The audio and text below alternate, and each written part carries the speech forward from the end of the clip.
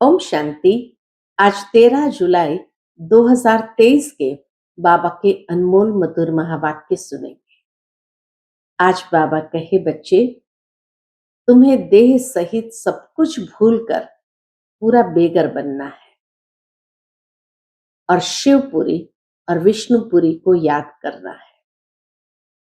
वास्तव में बाबा कहे, ये यहाँ का यादगार दुनिया के अंदर मनाया जाता है कि लोग सगाई के समय बहुत स्वेज करते हैं, शादमना करते हैं, परंतु उसके बाद वनवाह में चले जाते हैं, अर्थात एकदम बेगर बन जाते हैं। फटे कपड़े आदि पहनते हैं और फिर सज धज करके ससुराल जाते हैं।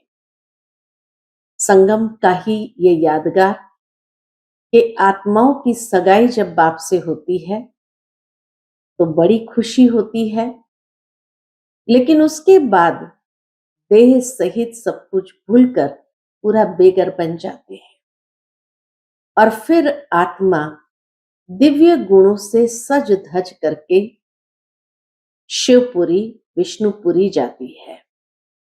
तो बाबा कहे, ये यहाँ की ही यादगार दुनिया के अंदर रस्म के रूप में मनाई गई है।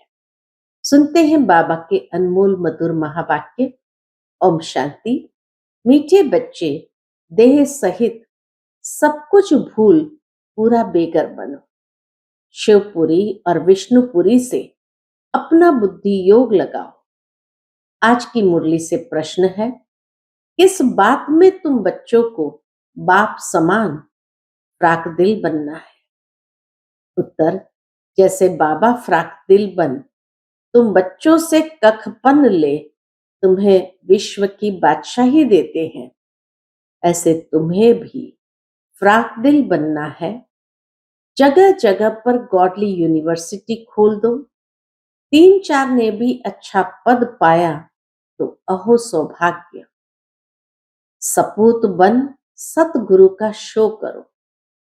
कभी भी किसी से पैसा आदि नहीं मांगो। आज की मुरली से पहले गीत है, बचपन के दिन भुला न देना, आज हंसे कल रुला न देना।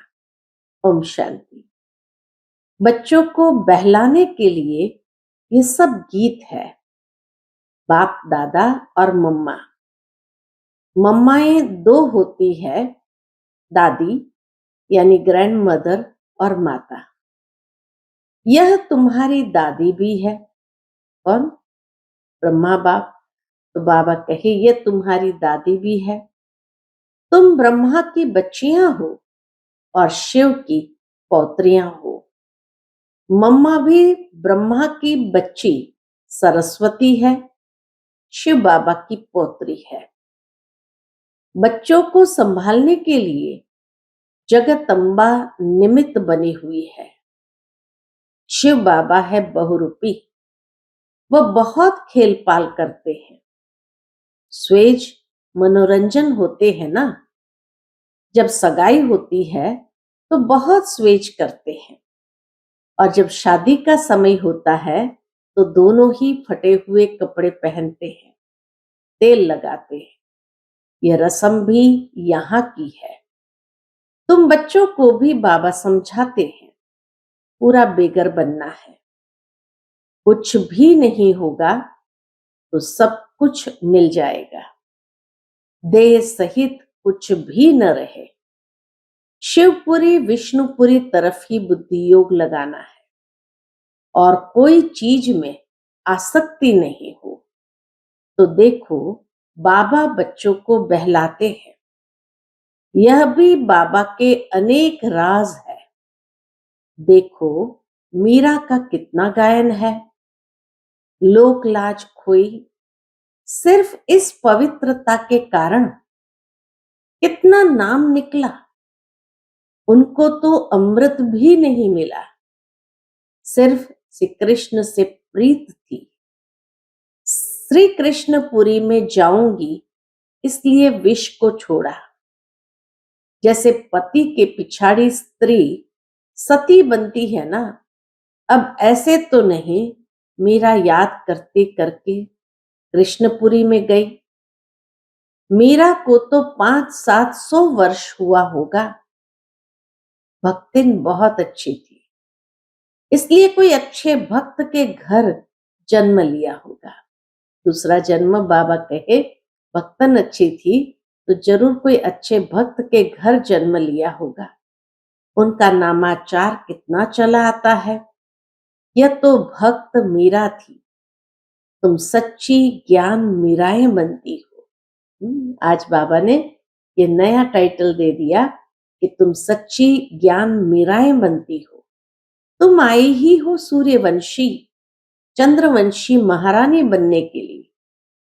भल पहले अनपढ़े पढ़े आगे भरी ढोते हैं, परंतु महारानी तो बनेंगी ना।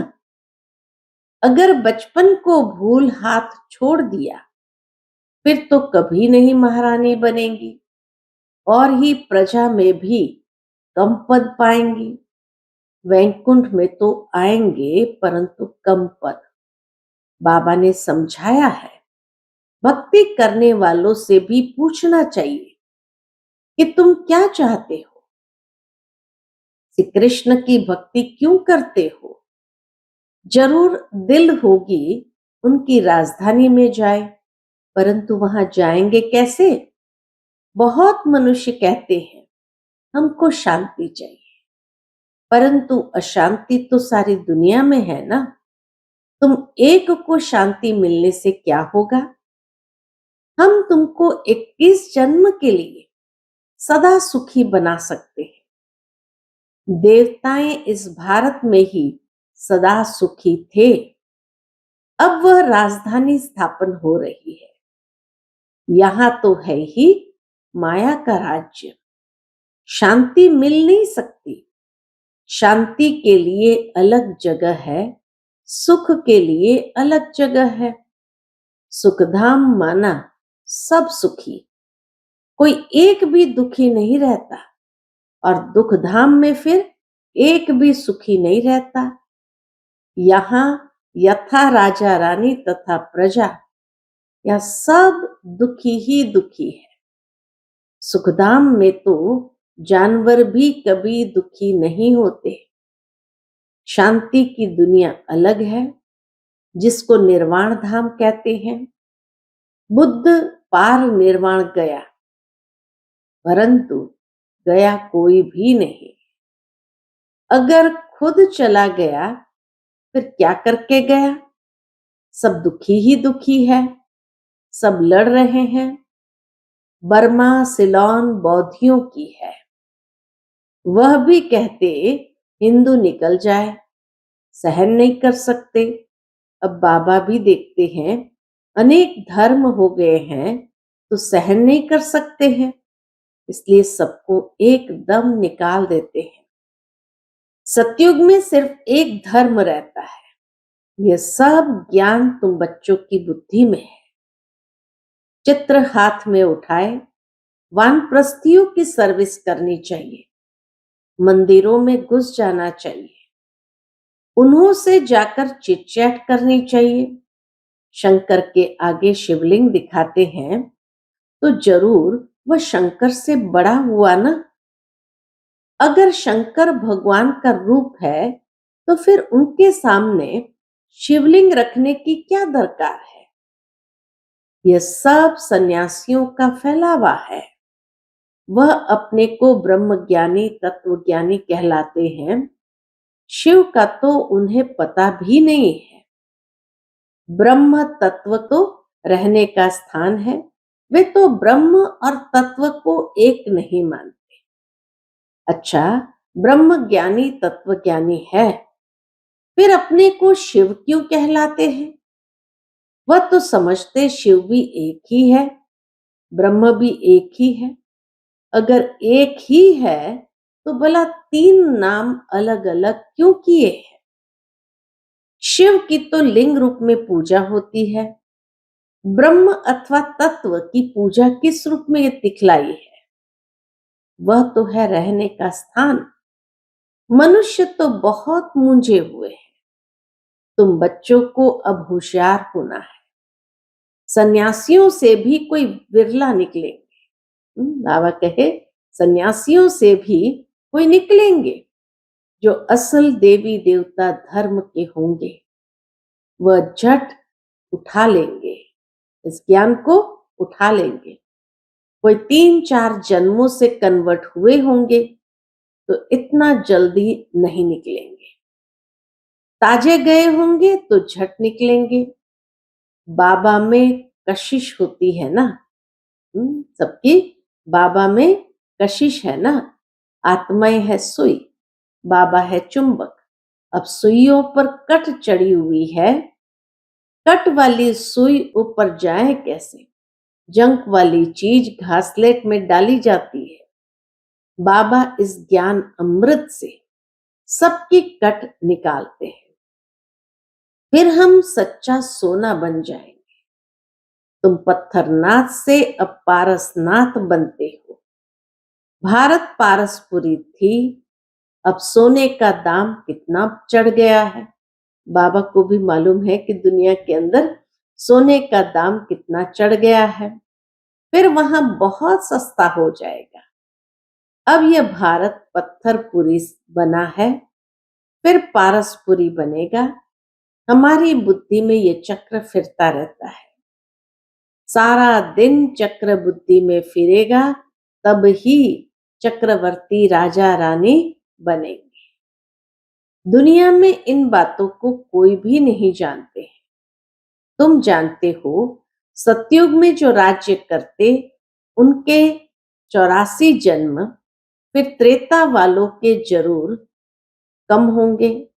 बाबा कहे तुम जानते हो, सतयुग में जो राज्य करते हैं उनके 84 जन्म, पूरे कल्प में उनके 84 जन्म, फिर जरूर त्रेता युग से कम होते गए, इतने पीछे आए तो फिर त्रेता वालों के जरूर कम होंगे।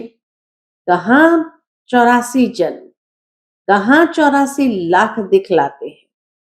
फिर तो कल्प भी इतना लंबा चाहिए जो इतने जन्म हो। ऐ सब गपोड़े, हमेशा पहले तो चित्र सामने दे देना चाहिए। पैसा तुम कभी नहीं मांगो, तुम्हारा काम है उनको देना। कुछ भी देना होगा तो आप ही देगा। कोई दाम पूछे तो बोलो बाबा तो गरीब निवास है, गरीबों के लिए तो फ्री है। बाकी शाहूकार जितना देंगे उतना हम और भी छपाएंगे। पैसे कोई हम अपने काम में नहीं लगाते हैं। जो मिलता है वो औरों के ही काम में लगाया जाता है। शाहूकार ही तो धर्मशाला आदि बनाएंगे ना। हाँ, गरीब भी बना सकते हैं, इसमें खर्चा कुछ नहीं है।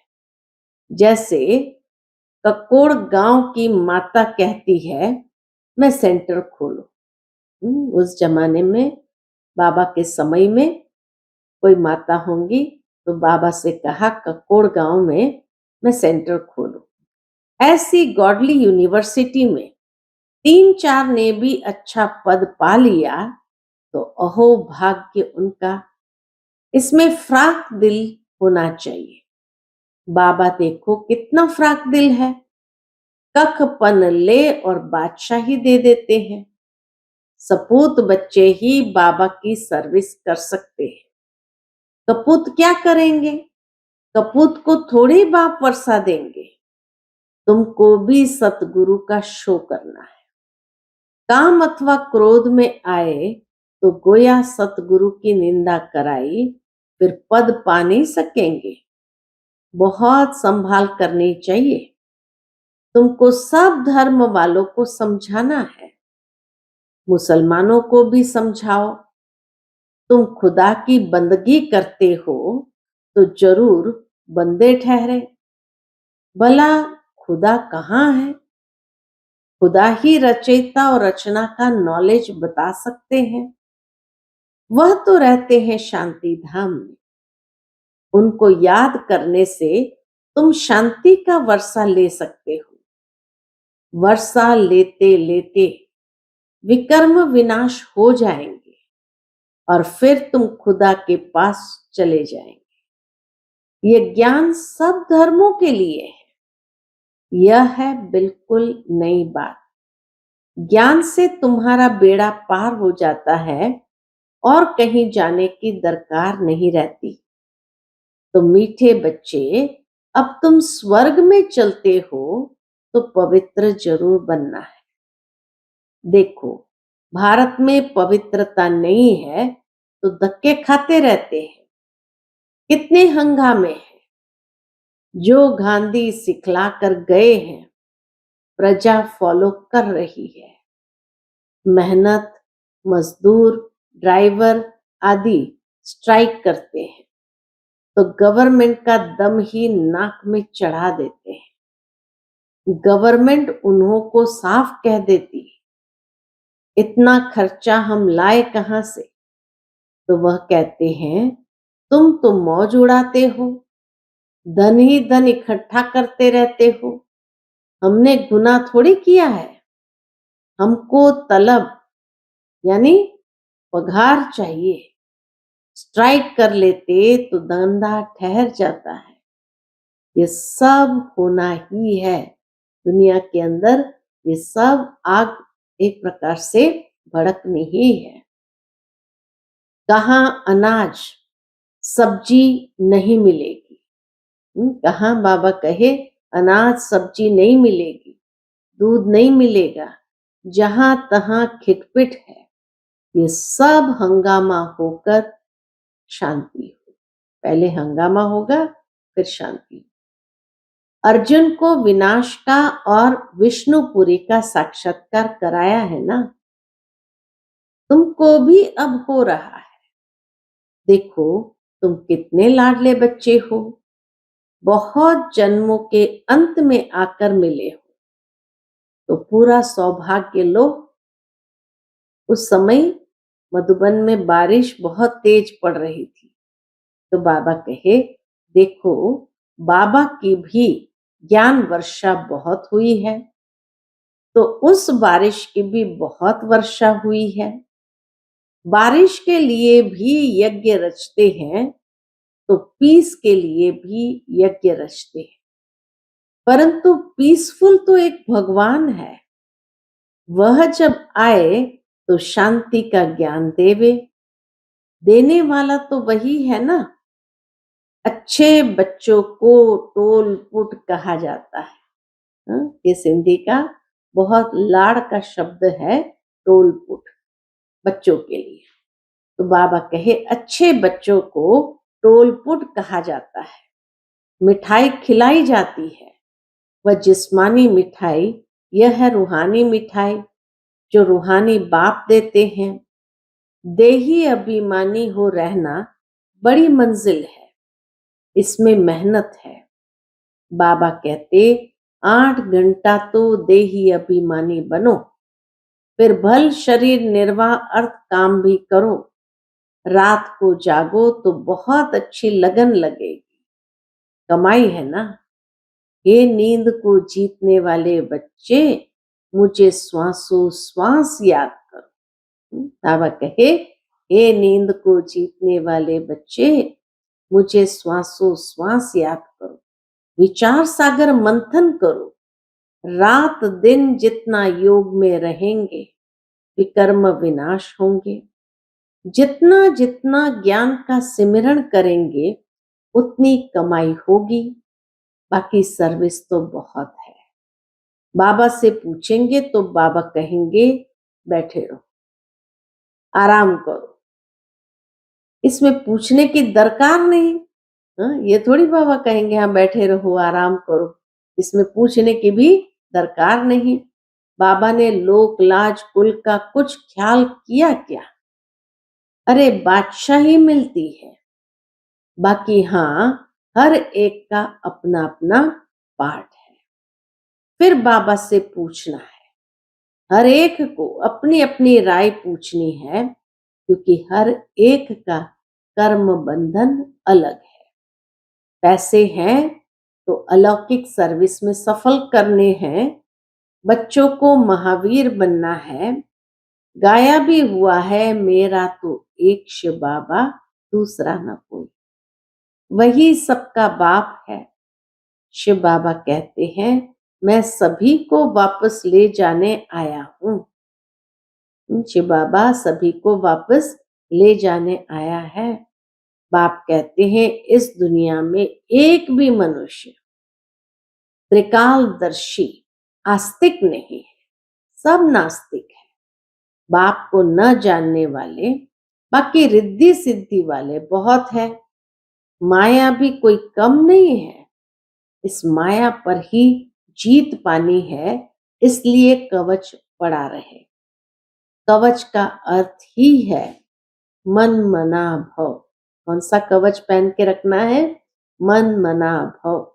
शिव बाबा को याद करो, देही अभिमानी बनो। इस अंतिम जन्म में तुम एक ही बार देही अभिमानी बनते हो। फिर सतयुग से कलयुग तक ये देही अभिमानी बनने की शिक्षा कोई देता ही नहीं। सोल कॉन्शियस कैसे बनना है, कोई देता ही नहीं। इस समय ही देही अभिमानी बनना पड़ता है, क्योंकि अब शरीर छोड़ मेरे पास आना है। देवताएं देही अभिमानी क्यों बने? उनको वापस थोड़ी जाना है। ये ज्ञान अभी तुमको मिलता है। तुम अशरीरी थे, फिर ये शरीर धारण कर पाठ बजाया, अब फिर शरीर छोड़कर वापस जाना है। अपनी अवस्था को जमाना है, माया पर जीत पानी है। गृहस्थ व्यवहार में तो रहना है। हंस बगुले इकट्ठे रहते हैं तो विघ्न पड़ते हैं। असुरों के सितम भी बहुत सहन करने हैं। घर बैठे प्रण कर लेते हैं, बाबा कुछ भी हो जाए हम आपसे वर्षा तो जरूर लेंगे। इतनी मार खाते हैं। ड्रामा अनुसार ये पाठ कल्प पहले भी चला था। जो बहुत सितम सहन करते हैं वही सौभाग्यशाली है। फिर भी आकर मिले हैं ना, उनकी प्रारब्ध तो बन गई ना। बाबा कहे उनकी प्रारब्ध तो बाबा के पास आए तो बन गई ना। हाँ, इसमें मेहनत है। असुरों से देवता बनना है। जब तक जीते हैं ज्ञान अमृत पीना ही है। बाबा नई नई बातें समझाते रहते हैं, युक्तियां बताते रहते हैं। इसको विचार सागर मंथन कहा जाता है। बुद्धि की मथानी चलानी चाहिए। रात को भी शिव बाबा को याद कर सो जाओ। सर्विस का शौक होगा तो उनको नींद थोड़ी आएगी। ख्यालात चलता रहेगा। इस पॉइंट पर क्या क्या समझाए? ज्ञान को अच्छी रीति अंदर घोटना है। जब ज्ञान घिसेंगे तभी राज तिलक लेने के लायक बनेंगे। जो तीखे तीखे बच्चे हैं उन्हों को फॉलो करना चाहिए। बड़ी जबरदस्त कमाई है। जिनके पास लाख करोड़ है वे सब खलास हो जाएगा। बाबा कहे अंतिम समय में सब खलास हो जाएगा। थोड़े टाइम में देखना क्या होता है। फिर मनुष्य जागेंगे। लड़ाई आदि की रिहर्सल होती रहे। अच्छा, मीठे मीठे सिखिलते बच्चों प्रति माता पिता बाप दादा का याद प्यार और गुड मॉर्निंग। रूहानी बाप की रूहानी बच्चों को नमस्ते। हम सब रूहानी बच्चों की रूहानी माता पिता बाप दादा को याद प्यार गुड मॉर्निंग और नमस्ते नमस्ते। शुक्रिया बाबा, शुक्रिया। आज की मुरली से धारणा के लिए मुख्य सार है। पहली पॉइंट, किसी भी चीज में आसक्ति नहीं रखनी है। देही अभिमानी होकर रहना है। याद का कवच सदा पहनकर रखना है। दूसरी पॉइंट, नींद को जीत श्वासोश्वास बाप को याद करना है। ज्ञान का सिमरण कर कमाई जमा करनी है। बुद्धि की मथानी चलानी है। आज का बाप दादा का मधुर वरदान, सर्वशक्तिमान के साथ की अनुभूति द्वारा सर्व प्राप्तियों का अनुभव करने वाले तृप्त आत्मा भव। सर्वशक्तिमान के साथ की अनुभूति द्वारा सर्व प्राप्तियों का अनुभव करने वाले तृप्त आत्मा भव। जहां सर्वशक्तिमान बाप है वहां सर्व शक्तियों का अनुभव स्वतः होता है। जैसे बीज है तो झाड़ समाया हुआ है, ऐसे सर्वशक्तिमान बाप का साथ है तो सदा माला माल, सदा तृप्त, सदा संपन्न होंगे। कभी किसी बात में कमजोर नहीं होंगे, कभी कोई कंप्लेंट नहीं करेंगे, सदा कंप्लीट। क्या करे कैसे करे ये कंप्लेंट नहीं, क्योंकि क्यों समाप्त। जो सदा साथ रहते हैं वह चलेंगे भी साथ। आज का स्लोगन है, नैनों में जैसे नूर समाया हुआ है ऐसे बुद्धि में शिव पिता की याद समाई हो। नैनों में जैसे नूर समाया हुआ है ऐसे बुद्धि में शिव पिता की याद समाई हुई हो। अच्छा, ओम।